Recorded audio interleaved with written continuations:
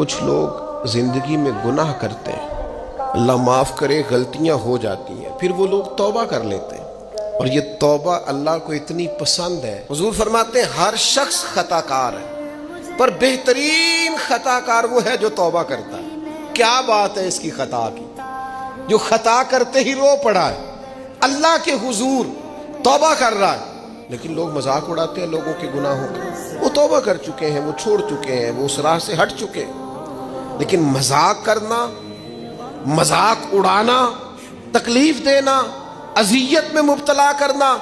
حضور علیہ السلام نے فرمایا کسی شخص سے کبھی کوئی گناہ کیا پھر اس نے توبہ کر لی، فرمایا جس نے دوبارہ اسے اس کا گناہ یاد کرایا، اللہ یاد کرانے والے کو سزا دے گا، مرنے سے پہلے پہلے یہ اس گناہ کے اندر مبتلا ہو جائے۔ مسلم شریف میں موجود، اس کو سزا ملے۔